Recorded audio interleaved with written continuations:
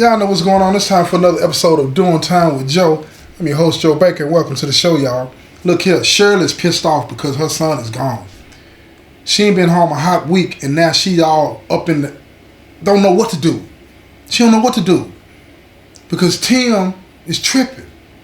He tripping. He got this $60,000, but all the money in the world ain't going to make up for Tim Jr. being gone and in the hands of a man that she's been told by the DA when she got out the penitentiary that he ain't the same dude that you knew when you left. This dude is street savvy. He's dangerous now. He fully committed to the life. She got to get her son back. Tim knows how serious this is. And he goes to him. And he begs him for his son. Begs him for his son. And he shows him the money. He shows him the money. And tells him he sold it. And this is all he's got. And Sam know that his stuff is worth 3-4 times that. 3-4 times that. He's not willing to take no deal. No deal, but he takes the money. He takes the money. Now, even if Tim could make a deal with the person that he sold it to get the stuff back and all this and that, he ain't even got nothing to work with. He got nothing to work with. And Sam's laughing at him because he's winning all the way around as far as winning is defined in the streets. He said, man, get my stuff back, man. And then on top of that, he threatens to hurt little Tim. Now Tim Sr., he looking at him. Now, it's a couple of other dudes at the house, so makes no move. He can't win. But little Tim is in the back playing with other kids. He don't even know. He's not even aware of what's really going on. He don't know what's going on. He don't know what's going on. He's kidnapped and don't even know it. He don't even know it because he's a baby. He don't even know how serious this is. He don't even know how the decision that his mom and dad had made years ago to do business with Sam is affecting him. He wasn't even here yet. And that's what I want y'all to understand about the decision that we make in life.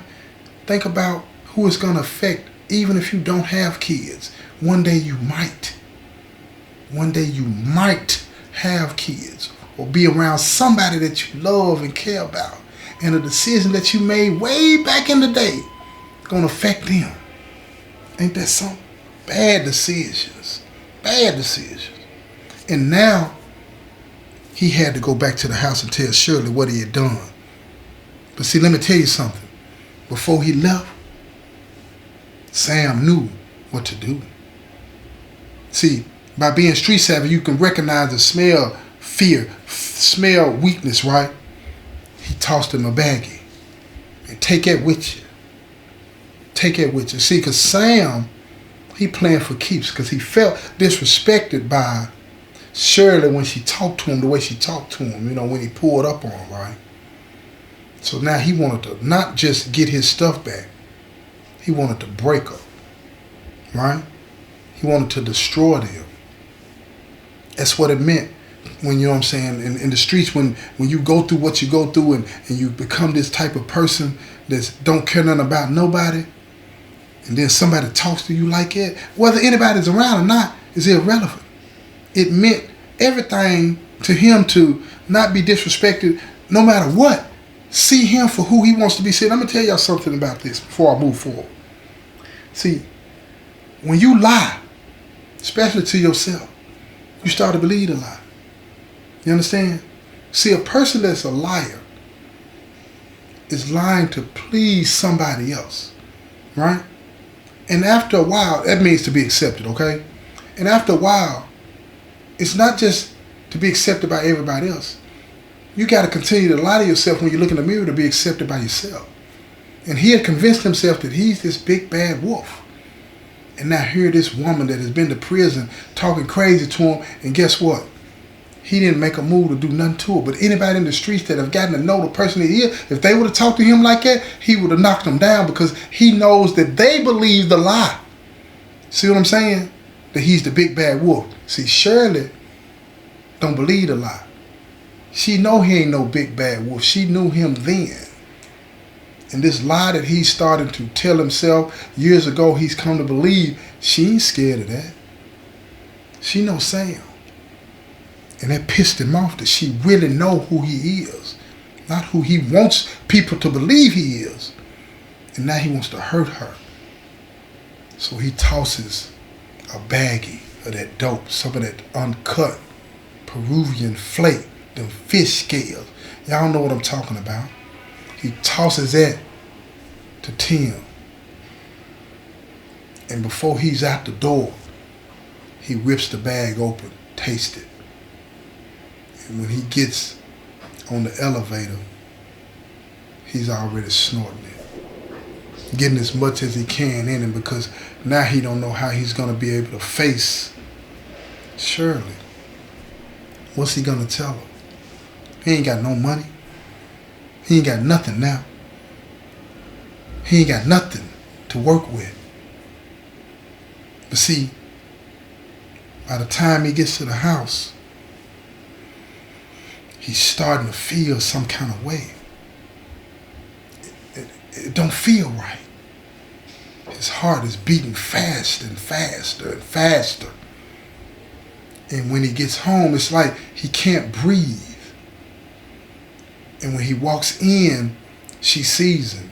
She's still angry and upset and had been crying, but when she looks at him, her face is overcome with horror and fear because she's seen this before. She's seen when somebody is ODing at the prison. She knows what it looks like, and it looks like Tim is ODing. And he looks at her and he reaches his arm out and he collapses right there in front of her. She runs over to him. She knows what to do. She's been in this situation before. She's seen this at the prison. So she grabs as much ice as she can.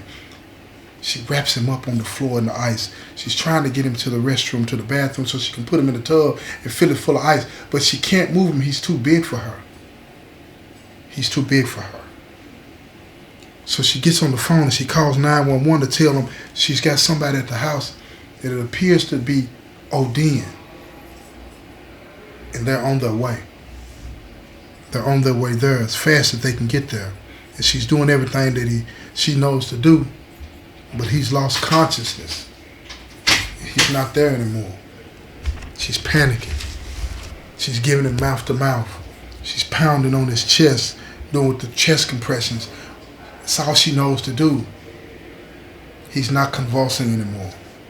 He's just laying there. She puts her hand on his neck. She feels no pulse. About that time, the EMTs get there. They knock on the door. She says, "It's open. Come on in. He's right here." They get over him. They start to put the mask on him, trying to get him to breathe. They're doing the chest compressions, trying to see if they can get any pulse. They get him on the stretcher. They run him out to the ambulance. They get him in the ambulance. They call it in. They say, "Got one on the way." Non-responsive. Non-responsive. On their way there, they get a pulse. Dum dum. Dum dum. Dum dum. It's a faint one, but they got it. That's all they needed. The EMT whispers in, "Hold on. Don't leave. Fight. I need you to fight." And Tim, he's trying. He's trying, but he's fading away. And they get to the hospital. She's right there. She's right there with him. And they wheel him in. They hit him. Put the IV in him and they hit him with that juice. And they see him. They got him hooked up. His heartbeat is showing up on the monitor. He's still with us. Now they got to figure out, what does he have in him? And she said it's probably cocaine. And the doctor said he's seen this. There's been a lot of people coming into the ER with this particular type of situation. And it's like it's a bad batch that's on the streets and people don't know it. So he knows exactly what to do. So he hits him again with the juice. And his heartbeat gets stronger and he stabilizes him. And now they got to get him to throw up. They got to get it out of his system. And they do that. It's going to be a long night. But he tells her that he thinks it's going to be okay. Thinks he's going to be okay. So she calls his parents and her parents. They get to the hospital and they say, where's Tim Jr., where is he at? And she looks at him and she panics. She doesn't know what to say. And the grandparents are, where is our grandson? Where is he at? And she looks at him, she breaks down and starts crying, and she walks out of the room, and they follow behind her, and they continue to ask her, where is he at? And she said, I got to get him back. I got to get my son back. And she tells them the whole story for the first time.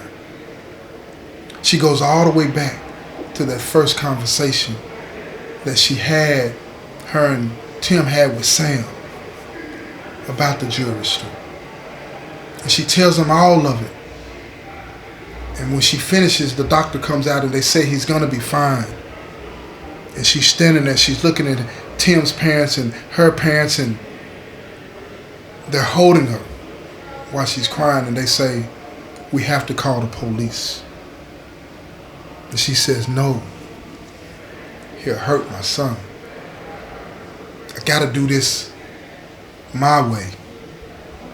And her father, he grabs her and he looks at her and he holds her and he pulls her close to him. He said, no, we gotta do this the right way, together.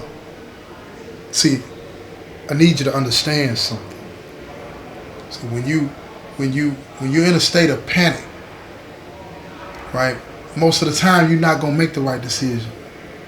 And you make sure, I'm telling you, you better make sure that you're surrounded by people that really love you. Not that performance-based love, you feel me? But I'm talking about love you unconditionally, because you're gonna need somebody to tell you if you're right or wrong in a situation. And her daddy loves her unconditionally, and he's telling her, no, not like that. We got to get our grandson back. We can't compound this situation by doing it the way you want to do it. We got to get him back. And he said, I'm calling the police. She said, no, I know who to call.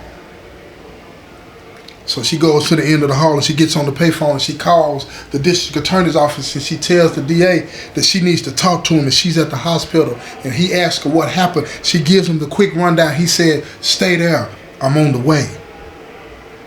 He gets there in about 20 minutes, and when he gets there, he takes her off into a room so they can talk in private. And when they get in the room, he tells her what's been going on and these drugs that have hit the street, Sam is responsible for it, and she thinks about it. He must have known when he gave my husband these drugs that it could kill him. He was trying to kill him. And she couldn't understand why. She was baffled by it. Why would he want to kill him? And this same person that tried to kill her husband has her son. Now the DA, he's gone into action. He done called in the SWAT team. He done called them all in. But see, he's still the police. And he's thinking, okay, I got to wrap this case up around him too. I'm finna tie him up in a nice bow and lock him away for life.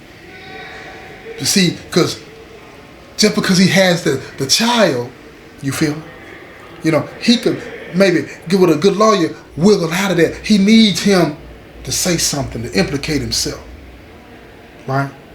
So he goes and he tells Shirley that I need you to be strong for me now. I need you to be strong for your husband and your son. I need you to wear a wire. And she looked at him. Now let me tell you something. Like I told you, she got that spice on. She extra crispy. She's coming out the penitentiary, but she's trying to figure out, which way do I go? What do I do? This is my son, and he tried to kill my husband. If I wouldn't have made this decision years ago, none of this would be happening. So she tells the DA, okay. They wire up. And they tell her everything that they need her to say, everything that they need him to say, and all of the other stuff that goes along with it. And she says, okay. And he gave her the code word, yellow canary. If it gets too deep, say, yellow canary, and we coming. And he waved his arm and pointed at all of the people that were standing in the hospital that were with him. He said, you got the full force of the police department and the DA's office behind you. If you say Yellow Canary, we coming with all we got. And she looked at the DA and she grabbed him by his shoulders and shit. With tears in her eyes, she said, get my son out of there. Just get my son out of there. And he said, we gonna get your son out of there. And we gonna put an end to this tonight. And she said, okay. So she went to the end of the hall and she got on the phone and she called Sam and she said, look, we need to meet. And he told over the phone, he said, you got my stuff. And she said, no, but we need to meet. We can work something out.